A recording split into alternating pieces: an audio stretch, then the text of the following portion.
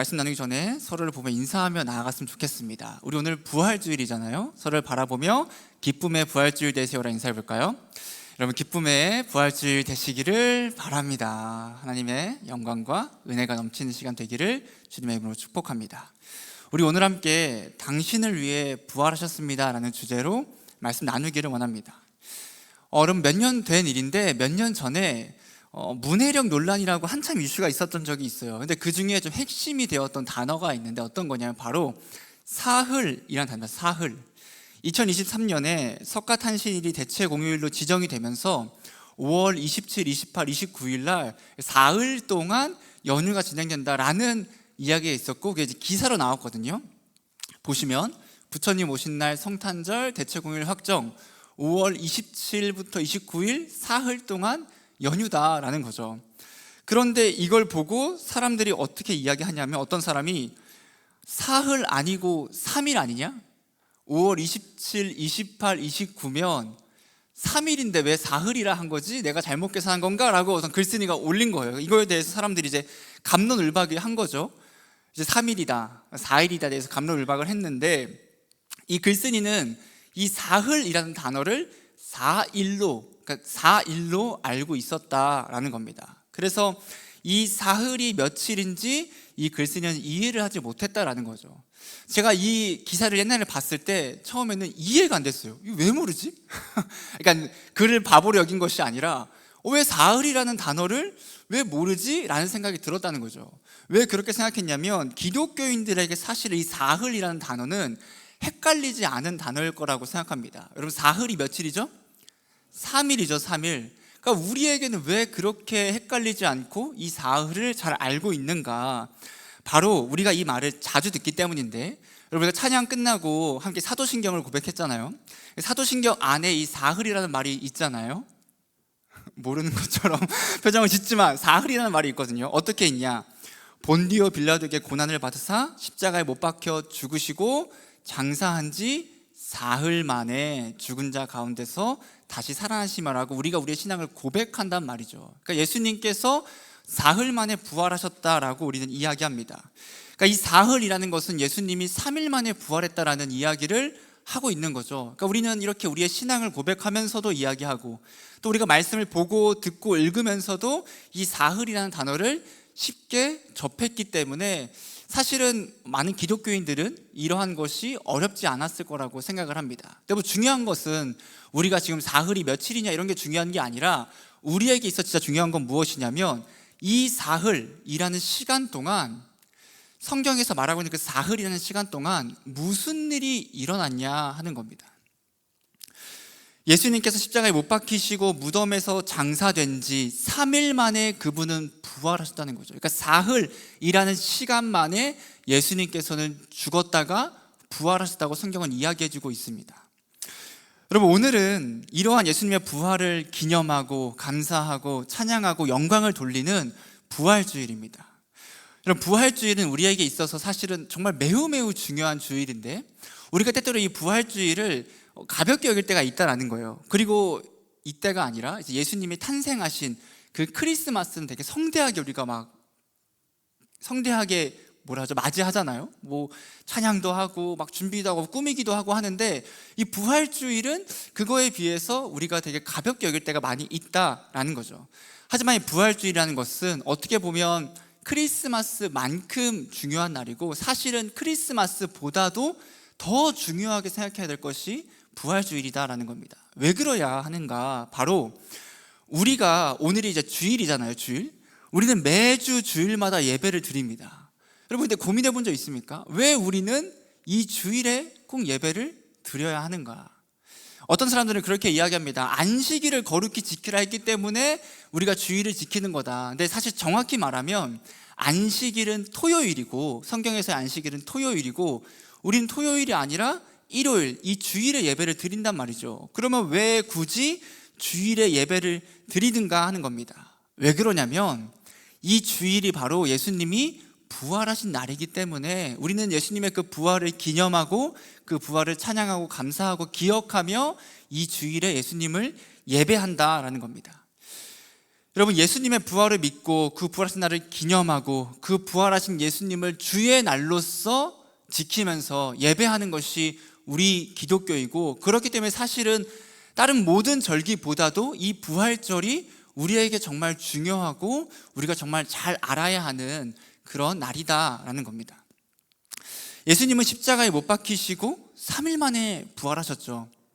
3일 만에 부활하셨다는 것에 대해서 어떤 사람들은 잘 믿지 못할 때가 많이 있습니다. 심지어 믿는 우리들 가운데서도 아니, 어떻게 죽은 사람이 3일이라는 시간이나 지났는데 살아날 수 있지?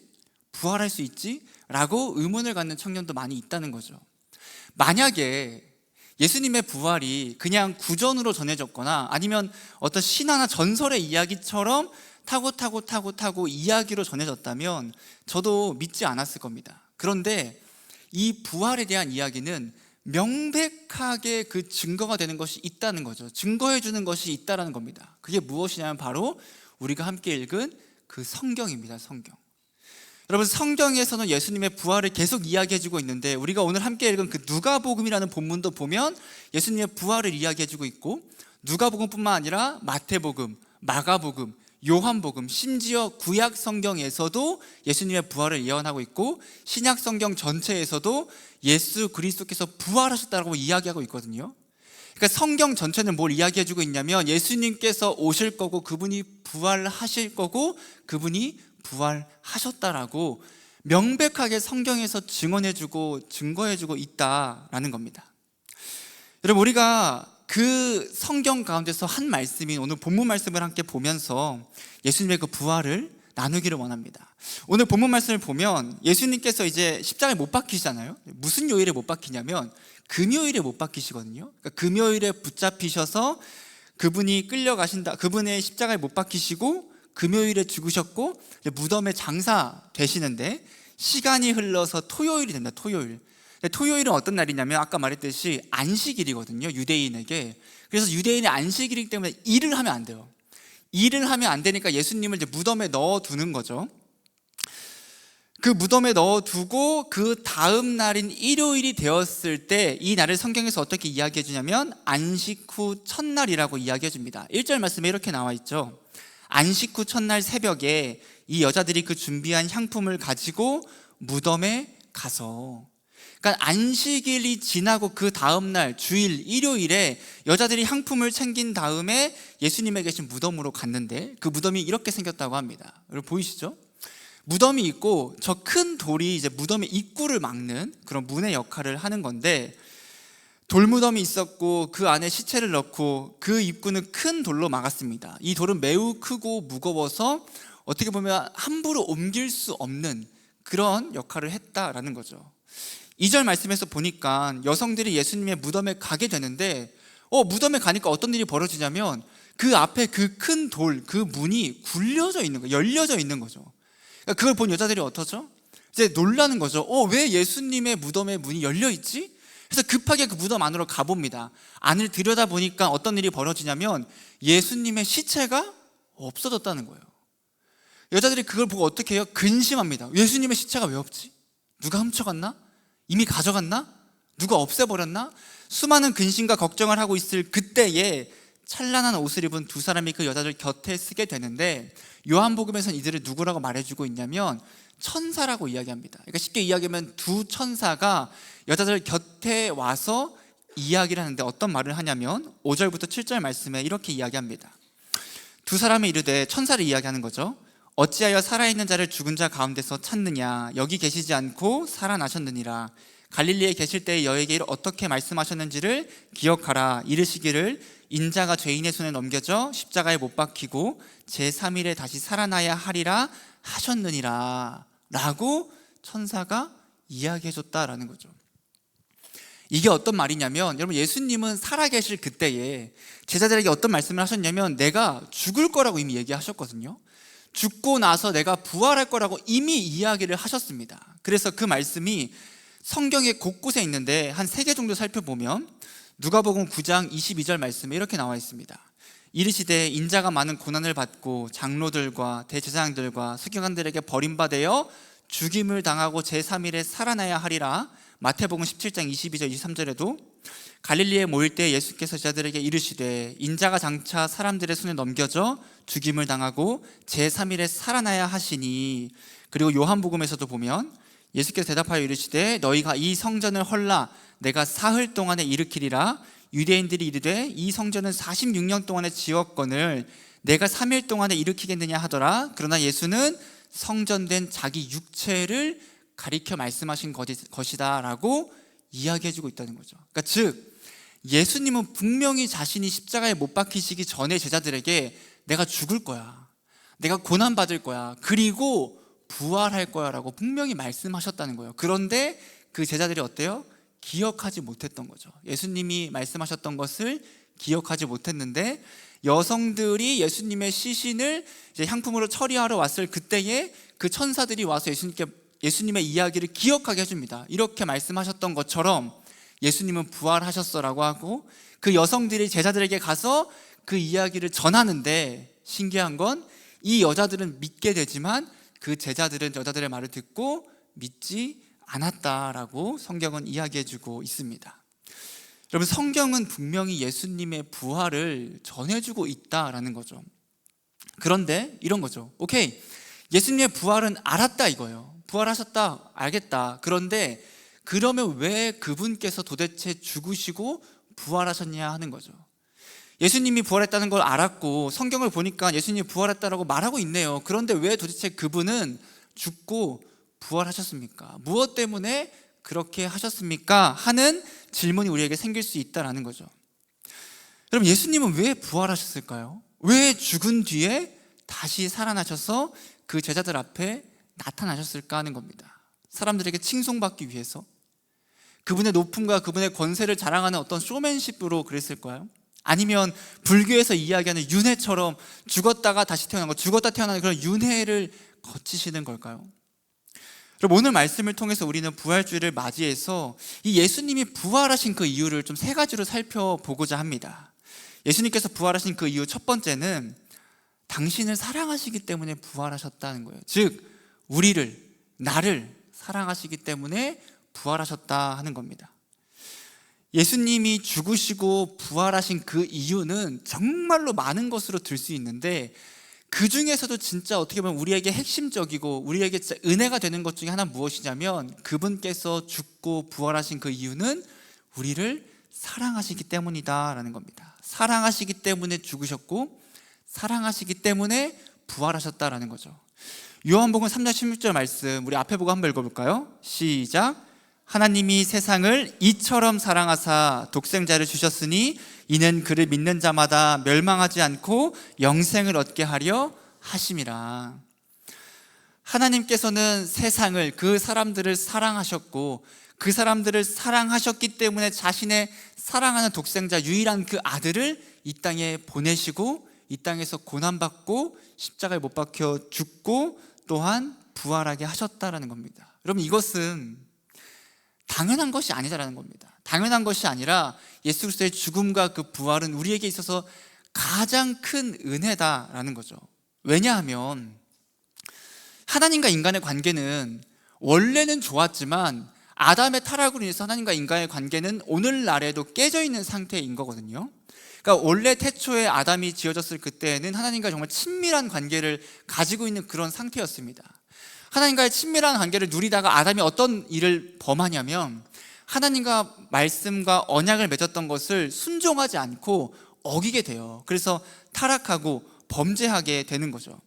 하나님께 범죄하고 타락한 그 일로 인해서 하나님과 인간의 관계가 완전히 깨지게 되고 죄로 인한 결과는 무엇이냐면 사망이라고 성경은 말해주고 있습니다. 죄가 있는 존재는 하나님과 함께 할 수 없기 때문에 그 인간은 에덴 동산에서 쫓겨나게 되고 하나님과는 가까워질 수 없는 그런 관계가 되었다라는 거죠. 그리고 죄의 삭슨, 죄의 값은 사망이기 때문에 인간은 그때부터 죽음을 맞이하게 됩니다. 첫 번째로 육체적 죽음을 맞이하겠죠. 그리고 두 번째로는 그 영혼의 죽음, 그 완전한 죽음을 경험하게 될 존재가 되었다라는 거죠. 하지만 은혜가 무엇이냐면 여러분, 하나님은 자신을 배신하고 불순종한 그 인간을 멸종시키고 멸망시키는 것이 아니라 그럼에도 불구하고 자신이 창조한 그 피조물인 인간과 관계를 회복하고 싶어 하셨습니다. 그래서 그 관계를 회복하기 위해서 우리를 사랑하셔서 예수님을 이 땅에 보내시고, 그 예수님은 그 말씀에 순종하심에 따라 십자가에 못 박혀 죽으시고 부활하셨다라는 거죠. 그래서 이 땅에 예수님을 믿는 모든 자들은 멸망하지 않고 영생을 얻게 해주셨다라는 겁니다. 하나님과 관계가 회복되는 그 구원을 우리에게 주셨다라는 거죠. 예수님의 십자가의 죽음과 부활은 그분께서 얼마나 우리를 사랑하시는지를 알려주고 전해주는 그 증거이고 그 모습이다라는 거예요. 여러분, 예수님은 우리를 위해 자신의 목숨을 바치셨잖아요. 그런데 예수님께서 어떤 말씀하셨냐면, 사람이 친구를 위해 자기의 목숨을 바치는 것이 가장 큰 사랑이라고 말씀하셨거든요. 요한복음 15장 13절 말씀에 이렇게 말합니다. 예수님 말씀하신 거예요. 사람이 친구를 위하여 자기 목숨을 버리면 이보다 더 큰 사랑이 없나니 라고 말씀하시고, 그분께서 이 말씀을 말로만 하는 것이 아니라 정말로 자기의 목숨을 바치셔서 예수 그리스도께서 가장 그 큰 사랑을 보여주셨다라는 겁니다. 여러분, 십자가 형벌이라는 것은 원래 아무나 못 박히는 것이 아니라 정말로 중죄를 지은 범죄자만이 받는 형벌 중에 하나거든요. 근데 예수님은 죄가 없으신 분이에요. 그분은 먼지만큼의 죄도 없으신 온전하고 완전하고 선하신 분이시거든요. 근데 그분이 십자가에 못 박혀 죽으셔야 했던 그 이유는 무엇이냐면, 그가 우리를 사랑하시기 때문에 스스로 그 십자가에 못 박혀 죄가 없으심에도 죽으셨다라는 겁니다. 그리고 이러한 죽음은 뭐와 함께 연결되어야 하냐면 부활과 함께 연결되어야 돼요. 여러분, 죽음만 있다면 완전하지 않고 또 죽음이 없다면 부활도 없겠죠.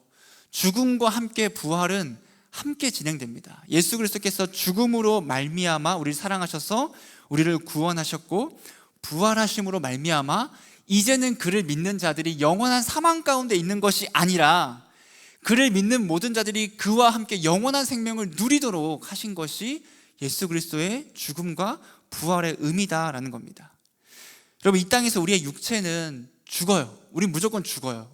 예수님이 재림하시지 않는 한 우리의 육체는 죽습니다. 그런데 그를 믿는 자들에게는 어떤 영원한 생명이 주어지냐면, 그와 함께 육체는 죽지만 우리의 영혼은 그 하나님의 나라에 가서 하나님과 함께 그 영원한 생명을 누리게 된다라는 겁니다. 예수님이 부활하신 그 첫 번째 이유는 무엇이냐면, 당신을 사랑하시기 때문에, 여러분을 사랑하시기 때문에 죽으시고 부활하셨다라는 거죠.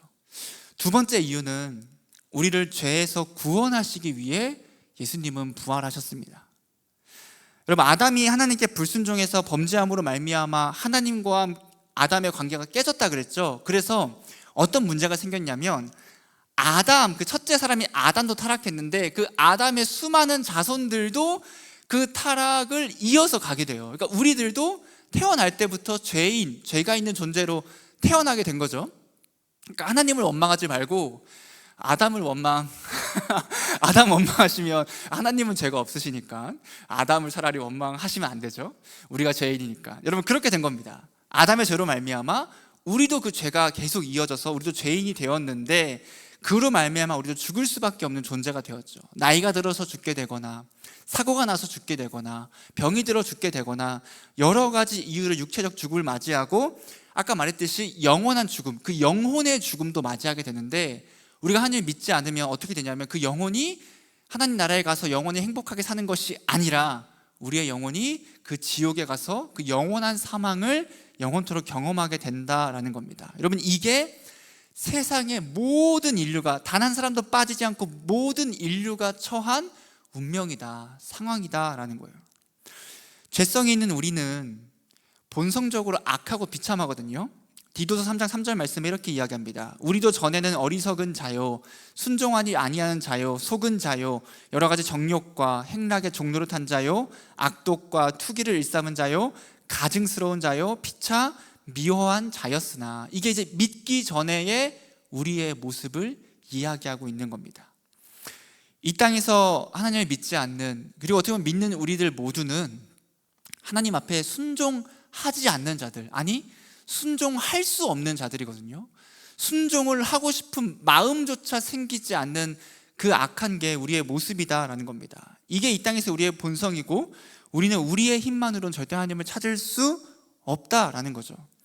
그런데 어떻게 그럼 우리가 지금 이 자리에서 여러분 하나님 믿으면서 앉아 있잖아요. 또는 믿기 위해 왔는데 어떻게 이 자리에 함께 할 수 있게 되었는가? 그게 바로 예수 그리스도의 죽으심과 부활로 말미암아 가능하다라는 겁니다. 하나님께서 자신의 아들을 이 땅에 보내주시고 이 땅에 오셔서 우리를 위해 십자가에 못 박혀 죽으시고 부활하심으로 말미암아 우리를 뭐로부터 구원하시냐면 죄에서부터, 그 사망에서부터 예수님께서 구원해 주셨다라는 거죠. 죄에서 자유케 하시고 더 이상 그 죄의 종로로 타는 악한 삶을 살아가는 것이 아니라 이제 그분의 믿음으로 말미암아 우리는 그 하나님의 자녀로서의 그 삶을 살아가게 되는 겁니다. 여러분 디도서 3장 4절과 5절 상반절에 이렇게 이야기합니다. 우리 구주 하나님의 자비와 사람 사랑하심이 나타날 때에 우리를 구원하시되. 구약시대 당시에는 어떻게 죄를 용서받았는가? 그때는 지금처럼 우리처럼 믿음, 그러니까 기도하고 이런 것이 아니라 동물 제사를 드려야 했거든요. 동물 제사를 드림으로 말미암아 하나님께서 그 동물의 피, 그 동물의 생명을 보시고 그 죽으심을 보시고 그 사람의 죄를 용서해 주셨다는 거죠. 그게 속죄 제사, 대속 제사가 되는 건데, 여러분 문제는 무엇이냐면 우리가 그 죄를 용서받기 위해서는 동물을 계속 어린 양이든지 뭐 염소든지 계속 바쳐야 돼요. 그러다 보니까 그 동물의 생명, 우리의 죄의 값은 생명이기 때문에 그 동물의 생명으로 말미암아 우리의 죄를 용서해 주시는 건데, 문제는 그게 완전하지 않다는 겁니다. 계속 동물 제사를 드려야 하는 거예요. 그걸 드리지 않으면 죄를 용서받을 수 없기에 1년에 한 번은 무조건 드리고, 또한 죄를 지었을 그때 제사장들에게 찾아가서 그 동물로서 대속 제물을 드리고 속죄 제사를 드려야 했습니다. 그런데 요한일서 2장 2절 말씀에서 이렇게 이야기합니다. 그는 예수님인데 우리 죄를 위한 화목 제물이니 우리만 위할 뿐 아니요 온 세상의 죄를 위하심이라. 여러분 이게 어떤 말이냐면, 원래 우리는 그 동물을 들여서 제사를 지냄으로 말미암아 용서를 받아야 하는 존재였는데 예수 그리스도께서 그 제물이 되어주셨다는 거예요. 더 이상 염소나 양으로 제사 드리는 것이 아니라 예수님께서 그 십자가에 못 박혀 죽으심으로 말미암아 우리를 위한 대속 제물, 화목 제물이 되어 주셔서 그분께서 더 이상 우리가 동물 제사를 드리지 않아도 예수님을 믿기만 한다면 그분께서 그 피로 말미암아 우리의 죄를 용서해 주신다라고 성경은 말해주고 있다라는 겁니다. 여러분 예수님이 죽으심으로 말미암아 단번에 그 모든 제사를 완성하셨거든요. 그런데 그리고 예수님께서 사망 가운데 움츠러 계신 것이 아니라 죽으시고 부활하심으로 말미암아 이제 우리가 그 죄를 용서받고 또한 하나님과 함께 그 영원한 생명을 누리게 되는 그 구원을 얻게 되었다라는 겁니다. 여러분 예수님이 죽으시고 부활하시지 않았다면 우리 지금도 어떻게 보면 여기서 번제 제사 드리고 양 드리고 피 흘리는 그런 제사를 드렸어야 하는 거예요. 근데 예수님이 죽으심으로 말미암아 더 이상 그런 제사는 필요 없고 우리에게 딱 한 가지 요구하시는 것이 있습니다. 딱 한 가지. 그게 무엇이냐면 오직 예수 그리스도를 믿어라라는 거예요. 믿어라. 너희가 그분을 믿고 예수님을 믿고 그 믿음으로 말미암아 주님을 찾고 회개하고 그분과 함께 살아간다면 그 믿음으로 말미암아 우리의 죄를 용서해 주시고 우리를 구원해 주신다라고 주님은 말씀해 주십니다. 예수님께서는 우리의 죄를 구원하시기 위해서 부활하셨다라는 거예요. 마지막 세 번째입니다. 부활하신 그 이유는 우리에게 이제 영원한 생명을 또한 주시기 위해서 예수님은 부활하셨습니다. 여러분 죄로 인해서 우리가 사망해야 한다고 계속 말하고 있잖아요. 그러니까 원래는 우리는 죽어야 하는 존재들, 육체적 죽음뿐만 아니라 지옥에 가서 영원한 사망을 맞이해야 하는 존재들인데, 오늘날에도 마찬가지인데 이러한 영원한 사망에서 영원한 생명으로 나아갈 수 있는 그 이유는 무엇이냐면 예수 그리스도께서 부활하셨기 때문에 그렇습니다. 그분이 부활하시지 않았다면 어떻게 보면 우리도 부활하지 못했겠지만 예수님이 죽고 부활하심으로 말미암아 우리들도 그 부활을 누리고 함께 부활하는 존재가 되었다라는 거죠. 여러분 우리가 해야 하는 것은 딱 한 가지입니다. 오직 예수님을 믿는 건데, 요한복음 5장 24절 말씀 우리 앞에 보고 한번 읽어볼까요? 시작. 내가 진실로 진실로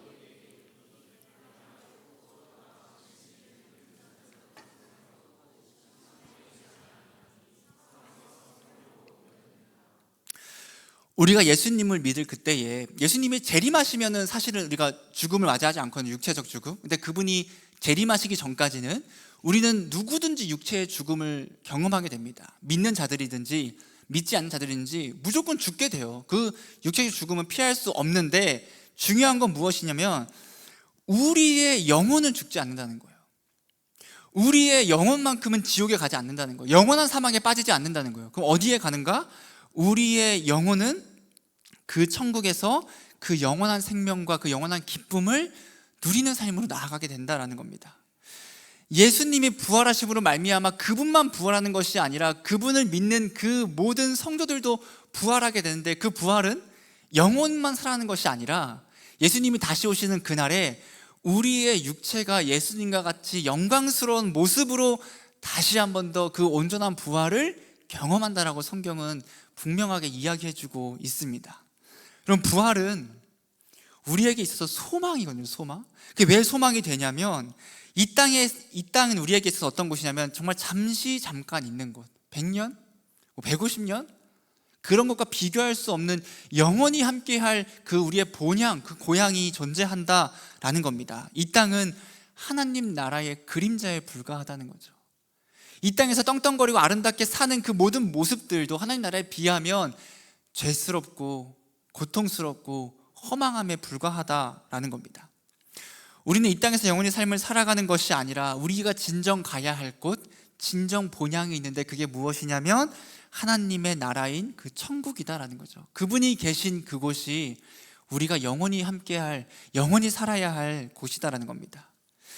이 땅은 여전히 죄가 가득한 곳이기 때문에 이 땅을 살아가면서 우리는 행복하고 싶지만 행복할 수 없을 때가 더 많죠.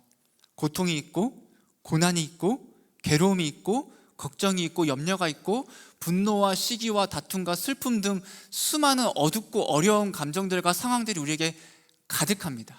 그러고 싶지 않더라도 그런 삶을 살 수밖에 없는 게 죄가 가득한 이 땅에서의 삶이다라는 거예요.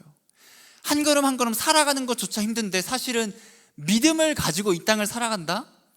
정말 어렵다는 거죠. 수많은 유혹이 찾아오고 사람들의 조롱이 찾아오고 비난이 찾아오고 의심이 찾아오고 그 믿음을 가지고 이 땅을 살아가는 게 너무 어렵고 때로는 괴롭다라는 겁니다.